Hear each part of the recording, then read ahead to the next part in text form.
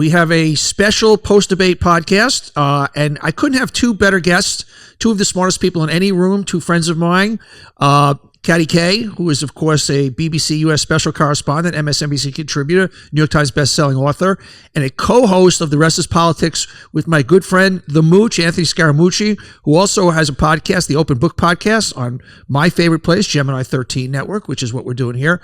Welcome, guys. Thanks for doing this. I know, Mooch, you had a long night last night. You got an invitation from Kamala to be in the spin room. First of all, hold up the Mooch sign. Is that all right? You've got to see the swag. I've already shown the mooch. I can look at. Okay, look. Now Katty called it a lollipop, but you're from Queens. You wouldn't call this a lollipop. Let me just show it. Okay, ready? Here we go. There. Yeah. So here, for those on radio, this is probably one of the longest names in American political history, and there it is. And I wanted my name to be I know you got a very long Donny, sign. Okay? It's very long. Exactly. Right, exactly. Okay, all the Anglicans were very jealous of my sign comparatively. Okay, but Donny, you know what a child is and how happy he is to have that. It's going to be like we're never going to. Katty, let me start with you. Just first thoughts. I mean, there's so much to talk about. Look, I thought she prepped, and it turns out that if you want to go on a debate stage for the most important job in the world, it's a pretty good idea to do your prep.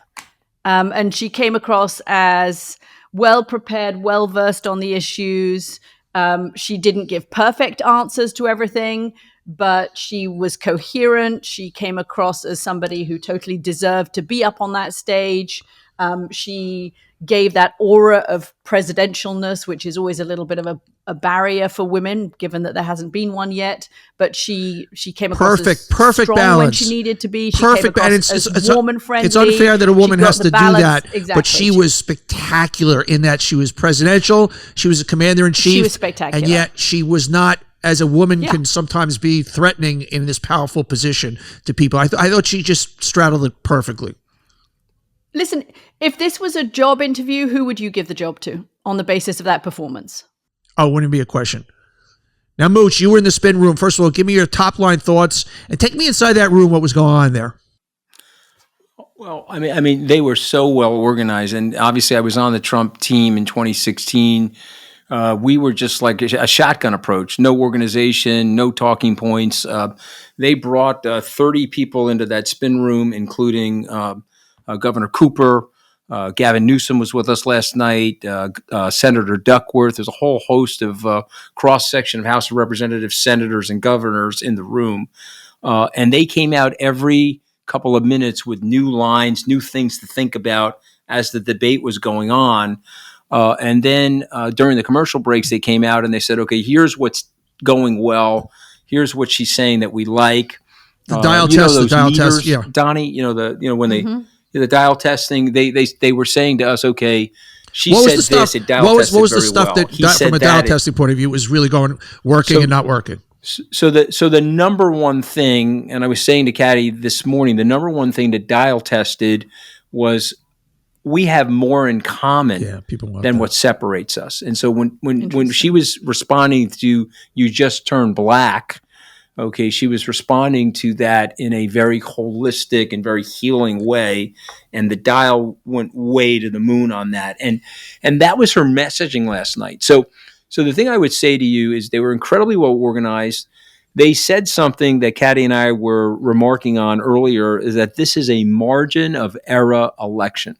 So I just want you to think about that. There's no cockiness. There's people in the trench. They want to build a very broad coalition. Donny, you know this from politics. She's decided I'm going for the biggest tent, okay? I said this to Katty. Bernie Sanders, Anthony Scaramucci, and Dick Cheney walk into a bar, okay? I mean, just think about the joke, okay? And I just want to frame it for you because that's what's going on. She's building a tent where I can't, and forgive me, I can't remember the woman from California. I'm not a Democrat, so forgive me. The senator from California, the new senator, she was in the room with us. She came over to me because she was at her friend's house in the Hamptons. She said, your house was down the block. And she listens to Katty Kay on the Rest of Politics. Exactly. She probably turns it off when I'm talking. Okay, but she probably turns it down when I'm talking. But she says, I was out in the Hamptons. And I was thinking about coming over to your house, knocking on the door and crashing your Lambo, doing it for Katty Kay. Okay. And I looked at her, I said, how do you know where I was senator from California. But she said something about Kamala Harris that your listeners need to know. She said that in all of the time that she has known her, she is the most prepared person in the room. A case, politics, strategy. She's the most prepared person. And she said this to me at like 8:00 at night before the debate started. Now, I said to Donny, Katty, what I said to you earlier. I knew he was in trouble at 6:57 p.m. last night. And why? Because he was phoning it in, Donny. You know this SOB better than I do, okay? He was landing the plane, sending out cat memes at 6:57 p.m., had to be on the air at 9, and he was letting you know, I'm macho man, and I'm going to best her, and I can just phone it in. And I will just say this to you. He prepared for her the way he talks about her. He says denigrating things about her intelligence. He prepared for somebody that wasn't Kamala Harris last night, and he got bested. He showed it. Katty, we talked about this morning. It's a visual medium, and many people talk about, you could turn off the volume, and it spoke volumes. You saw one side. Well, I'll let you finish it, because it told all, and her reactions were brilliant. Yeah, I mean, I did what Joe said this morning when we were on Morning Joe, and Joe Scarborough said that he always turns off the volume. I make sure I do that too in debates. You just turn it off for a minute or two, because a lot of people remember watching this while they're making dinner, while they're getting their kids together, they're putting their kids to bed. They're not even necessarily listening, but they're seeing something on the screen. And last night couldn't have been a study in more contrast. So there is Donald Trump. And I kept texting my friends, and my daughters were texting me during the debate saying, he's getting really cross. And his face is just getting like meaner and meaner, and his mouth is getting grumpier and grumpier. And he just looks like he's got a cloud over his head. And the whole way through, she manages not to get pulled down there. So you've got the split screen. He's looking cross, and she is smiling. She's got the white shirt on. She looks great. She looks. Anthony and I was talking about this, how in the CNN interview the other week, and she was hunched over. Really she tired, wasn't. She was just tired. It was tired. It was not. She looked rested. She smiled. She focused on the audience. She did look over at him. He didn't look over at her once. So just as a study in contrast, the main takeaway for me was, I mean, yes, she was great. And I know she has prepped those side shots. That was one of the most important things, that the range of reactions to be dismissiveness, that she had. Laughing. Yeah, but not too much. It was dismissive, but not like overdone, not condescending. There was none of the basket of deplorable stuff in her manner. So she did that. I guess he knew he had that shot coming up. Maybe he wanted to look cross. Maybe he just was cross and he can't control himself because he's an open book. But my main takeaway visually was how cross he looked. The whole way through, he just looked obviously at every debate there's usually a soundbite, or not every debate, but a lot of them. Clearly, they're eating the dogs and cats in Springfield. Katty, can you believe it? This is a debate for the President of the United States of America. And a significant amount of time was spent on a total fantasy that there are people. Well, because he saw it on TV. That was his explanation when they called. That was one of the 3 times that Muir and they called him on, which I love that the spin, and Anthony, take me back to the spin room, is that the refs weren't fair, because they literally 3 times just called him out outrageous lies. And that's their spin. Well, okay. So remember his advocates, his surrogates, many of which who hate him, right? Lindsey Graham hates him. He just pretends that he likes him. Tim Scott, pick all these guys. They hate him. They were reasonably honest. Saying that he needed to be better prepared. Somebody asked Graham, should anybody be fired? Well, it wasn't really the people's fault that were trying to prepare him, meaning he just was phoning it in. Like the election lie. Trump knows he lost the election, but he's going to lie and say that he didn't lose the election. And Trump knew he lost the debate, but he's lying to say that he won the debate. But we know he lost the election because he walked into the spin Otherwise, room, he wouldn't be there if he thought he won. He wouldn't be in the first place. Right. 100%. That's 100%. As soon as he walked into the spin room, 3 or 4 people looked at me and said, all right, at least he knows he lost the election. Then he went over to Sean Hannity to say, well, I may or may not debate her again because she lost, but I mean, come on. I mean, he got annihilated. He got destroyed last night. He got annihilated. He got destroyed. Katty, I thought she was particularly effective. No surprise when abortion came up, and she elevated everything. Every time there was a topic, she took it to a grander place, and she did it there also. Yeah, we were talking with Jim Messina, who was Obama's campaign person in 2012 and 2008 about this morning, and he was saying, Jim said, in 30 years' time, students will go back and they will study that one answer for a masterclass in how to give a debate answer, because she starts off with the policy, she makes it personal, she tells it eloquently, she looks at him pinning the policy, pinning those. She talks about the women who are bleeding out in emergency rooms, about the young girl who is a victim of incest who is forced to carry the pregnancy to term because of Donald Trump's policies. And she turns and looks at him. And it was often, I think, in debates, they're told a lot to look into the audience because you're speaking to the television audience that's watching at home. You're not actually speaking to the person on the stage. And I think that's generally right. But when she turned and looked at him, just the visual thing of her looking side by side at him pinned those stories on him. He owned those stories at that point, just with the visual look of it. And I think for me, she had a lot of good answers. She had a couple of missed opportunities, I felt, as well. It wasn't perfect in terms of policy. She needs to get a stronger answer on the economy. She needs to get a stronger answer on affordability in particular for people. She got away with giving a thin answer on Afghanistan and the withdrawal and whether she owned any of that. But that answer on abortion was a pitch perfect answer. I thought she also, as a Jew, obviously, I was paying very close attention to this. I thought her Israel answer was very strong. And I thought he came up so empty. His answer on what you would do would be, she hates Israel and there's not going to be no more Israel. And it was, he has no answers when it comes to Israel. He hasn't prepped. He hasn't prepped the policies. That's the problem. And it showed. Mooch, your thoughts on that? Well, one of the things that, because obviously I still talk to people in his campaign, he did a good job in the beginning, Donny, in the following respect. Susie and Chris Lasavita, Susie Wiles, Chris Lasavita say, stay away from the October 7th invasion. And you may or may not remember this, but during the primaries, through the whole situation, he kept relatively quiet about it. And he doesn't focus, but at least he stayed out of the fray. He didn't get himself involved in the mix and get tarred and feathered one way or the other. But now he doesn't have a solution. And now, he also has to answer for the movement of the embassy. So what we know from the intelligence community is that lots of funding went to Hamas, lots of funding went to other terror groups right after the embassy moved. I mean, it was literally like a 4-to-1 increase in funding. And so a lot of secular Jews said, don't move the embassy, keep the thing status quo. And so what we have to remember about things, Trump says, well, I didn't cause any wars. Well, remember, the war doesn't start the day that the bullet is fired. The war starts when one adversary sees weakness in another adversary or feels strength. And so it's a problem for him. He doesn't have an answer for it.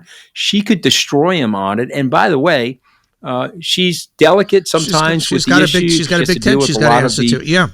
Arab community in Michigan, but she's got 2 aircraft carriers. Biden and Harris have 2 aircraft carriers off the coast, stopping pirating, stopping traffic. Joe Dunford. I think you guys both know Joe. Okay, Joe told me, he goes, Mooch, why are those aircraft carriers out there? I said, sir, I have no idea. He said they got these little small boats. These Iranian militias are going boat to boat, like in a relay race, to deliver arms into the area and to deliver, medical supplies and other things that Hamas needs. We've got SEALs out there off those aircraft carriers interdicting those transfers. We've increased the arms to Israel, and we've slowed down the arms shipments into Hamas in a way that's been devastating to Hamas. And she has all that. She has all of those facts. Katty, historically, debates don't tend to stick. There's been maybe 3. Obviously, the last Biden debate, we know what happened there. The Kennedy-Nixon debate and the Reagan, there you go again. I think this is one of these debates that sticks. I think what's interesting, Pluff was talking this morning about the dials again also, and that the undecideds kind of went through the roof in her favors. I do think this debate will stick. Yeah, I mean, there can be moments in debates, looking at a watch, making it look like you don't want to be there. I do think that actually when Donald Trump invaded Hillary Clinton's kind of space and she didn't respond, that was a problem for her. It made her look like she couldn't quite handle the bully. The reason this sticks is because the polls are suggesting that people still don't know who Kamala Harris is. So this is one of the few times they've seen her up in a stage in this format. It's the most exposure that some American voters will ever have had to Kamala Harris, that 90 minutes of that debate.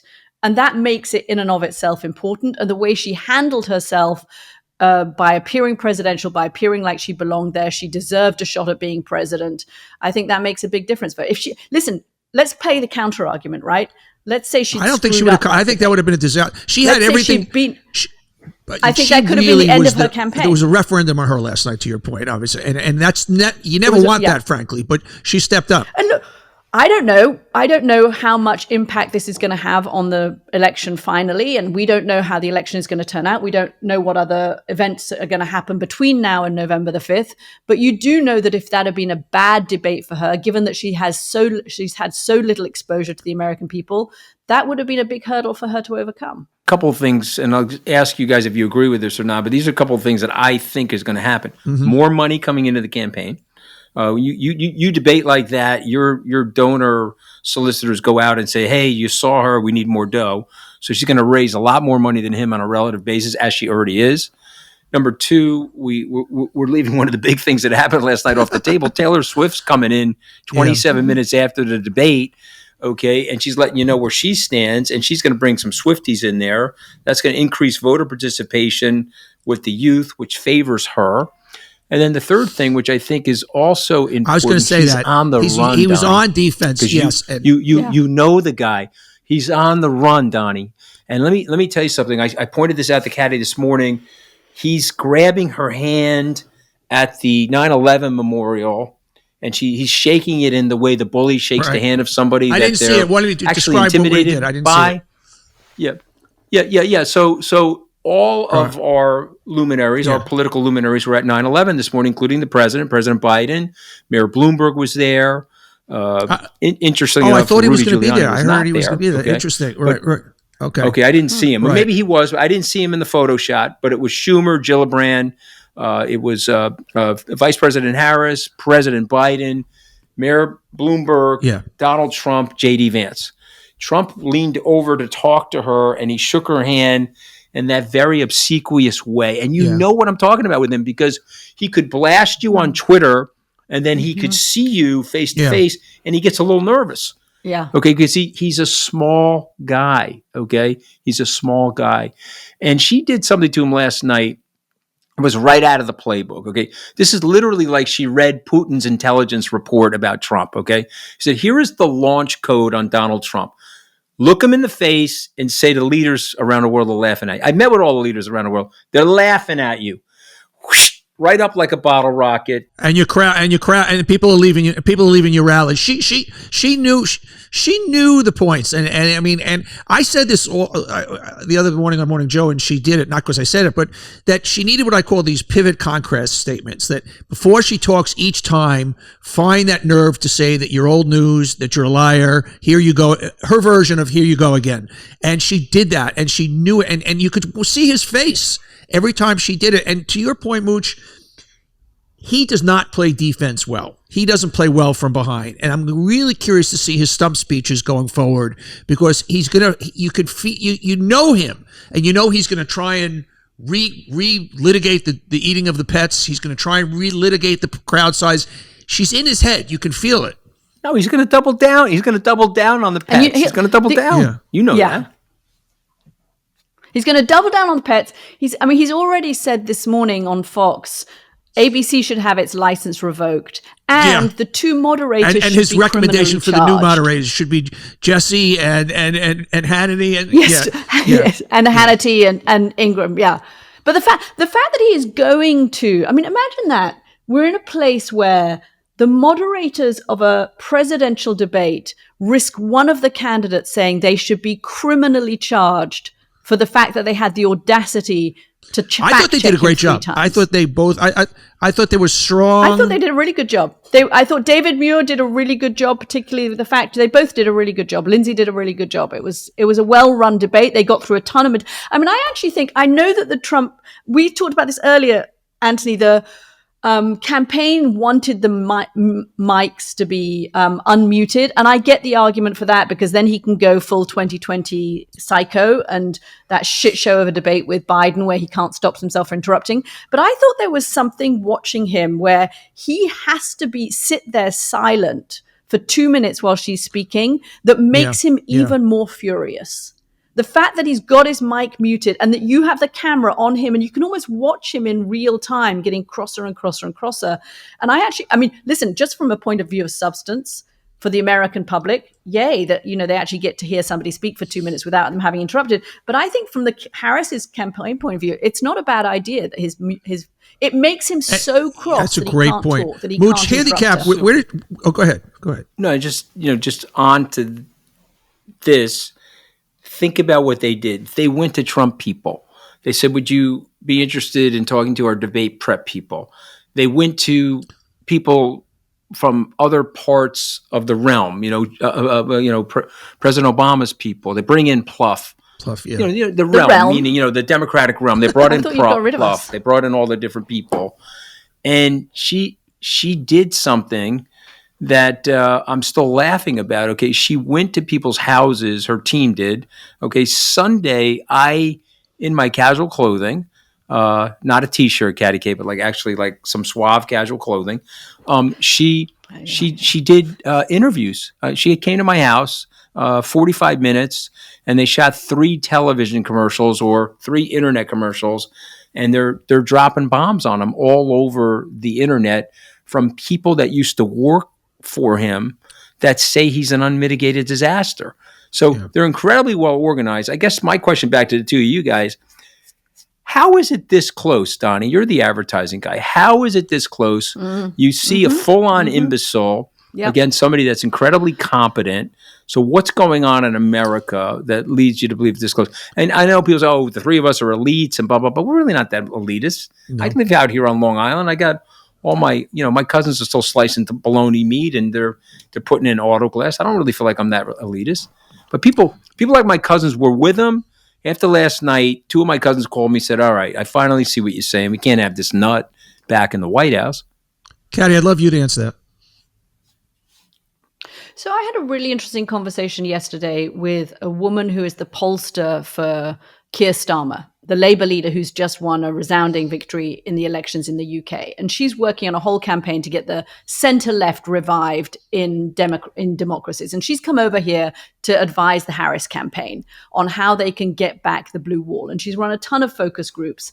And she said the number one reason from her polling and her focus groups that the polls are as close as they are in the US, given all of Donald Trump's baggage, is prices.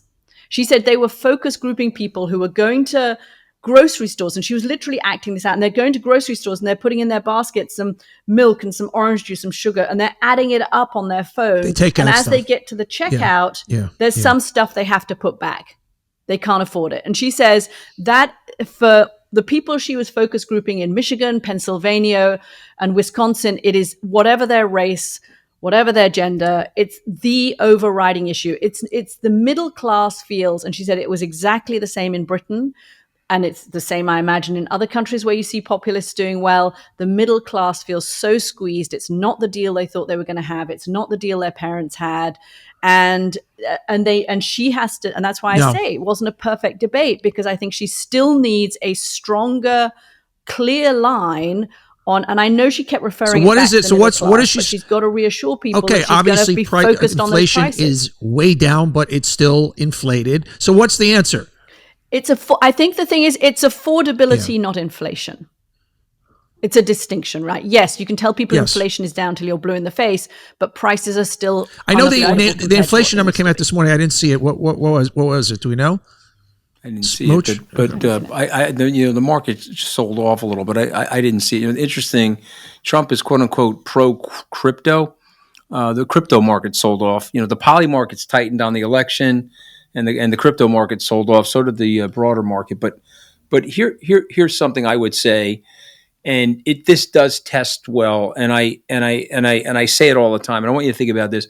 We situationally have issues in the economy. We have a cyclical economy.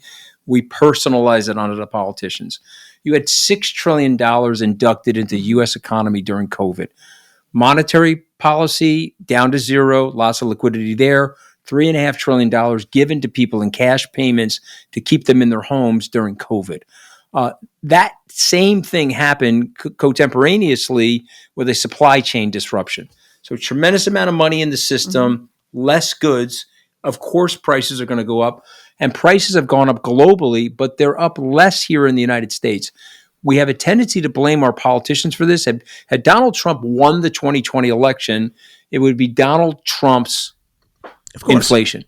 And so what we have to explain to people... It's hard to explain a macroeconomic explanation. I understand that, but she has to try. Right. And it's hard to say, listen, inflation is worse in France. She has to try. She has to say, listen, I get it. This is what we inherited. The inflation came with us into our term. It took us 3 years to tame it. The Fed is about to cut rates. Stay the course with me. We had 3 or 4 major pieces of legislation that are helping working class families. We're onshoring microprocessors now. We're building microprocessor foundries in the U.S. We're onshoring manufacturing now. We're reshoring it. We've got bridges, roads, and tunnels in repair, which are going to lower the costs of goods and services in transit around the United States through the Inflation Reduction Act. Stay with me. Okay. Donald Trump is airing your grievances, and he represents you in an angry way, but he's provided no policy solution. Here are the policy solutions we provided at the Biden administration. When I asked this woman, this pollster for Keir Starmer, who was over here for a few weeks helping Harris, what were the policy positions that Harris has proposed that test well with her focus groups, with these, what she calls hero voters in the battleground states? The number one policy they like is probably the policy that you guys are not going to like and that many economists don't like. And she says that's price gouging. That when Kamala Harris says she's going to take action to stop price gouging by supermarkets, which is something that a lot of even Democratic economists have said, is it actually doable? Is it really a thing that's happening anyway? Does that crush the market? Does it crush, entrepreneurism? That's the thing that actually they want to hear more of. That resonates. Hey, before I let you guys go, and it's such a privilege to talk to you guys. I could do this for hours. Each one of you, I'd love to hear. Mooch, I'll start with you. Prognosticate the next 60 days. How you feel this campaign's going to twist and turn. Both coming off of where we are now, and this thing keeps resetting itself. We saw a little pullback after that exciting, initial launch, and then kind of softened a little bit. We'll see what happens after this debate. Take me through what you would think the next 2 months look like. Okay, so I'm gonna say this as a corporate guy for a second. I want you guys to hear me for a second. I've got the Biden campaign has been told that Joe Biden is out of the race. I've got the Harris staffers have been told we are now going into election mode, Harris for president. You now have to merge those two entities, and there's going to be some friction and some battles. Last night united everybody. Last night was like I took the Canadian battalion, the UK battalion, and the American battalion. We went to war together, and we defeated the enemy, and we're now back in the tent. Okay, so last night has all of these soft things that are happening for that campaign right now. They're high-fiving each other. The Biden guys are high-fiving the Harris guys. We're in the tent together now. We've had this great bonding moment. It was an unbelievable morale boost for them. So now 3 things in my mind are going to happen. They're consolidated. They're way more organized. Their morale has been boosted. And they're looking at the 7 or 8 states that are in play. And they're going to flood personnel, Donny, Katty. They're going to flood the personnel they have into the those ground states. Game. Yeah. And let me tell you something that one of the Harris people said to me last night. I didn't think of it this way before, but I'll share it with you. Yeah, we got to get the independents. Yep, you're right about that. We do have to do that. But you know what we really have to do? Bring out our base. Yeah. I said, what do you mean? Well, I got to bring out the base because our base is bigger than his base. Well, and if they bring out the base, they win. I mean, that's it. If I can electrify the base in those 7 states, and last night helps with that electrification, we're going to win.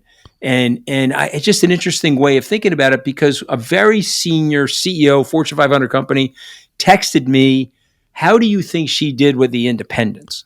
Okay, it's like 10:30 last night. I texted him back. I think they're more concerned about the base. And I wrote to him what I just shared with you. He says, I didn't think about it that way. But that's where these guys are right now. They're right here in the bullseye, right? They're right here with the kill shot. Katty? Yeah. Look, I think, Donald Trump came out of last night's debate looking like he'd eaten cat. I mean, he realizes this is bad, right? He's going to hot-foot it to Springfield, Ohio and find some more. But the campaign has the ability to come back to some extent from this. I don't underestimate their ability to focus, to do what they need to do to try and turn this thing around. They're not going to let this slide. They're not going to let this thing, we're going to go from this very low point after this debate into November the 5th without making a comeback. So I expect to see a fight back from the campaign, whatever that looks like. And I think from the Harris campaign, I do think this is a base election, so it's going to be about turnout, which plays to her advantage because they've got the infrastructure and they've got the money. But she needs to be out there she needs to do more of what she did last night. She needs to be more present for American people, more interviews. Just get her prepped. Just, make her a political athlete in a short amount of time, but get her out there. Katty Kay, Anthony Scaramucci, you must-listen podcast, co-host The Rest is Politics. Guys, thank you. Very, very special post-debate special. You guys are the best. No, love you, man. You know you're the man. Thanks, Donny. Everybody, thanks for watching. If you like it, hit that subscribe button. And we love having you here watching On Brand. And just don't miss any future episodes. So don't forget to hit that subscribe button. We'll see you next time.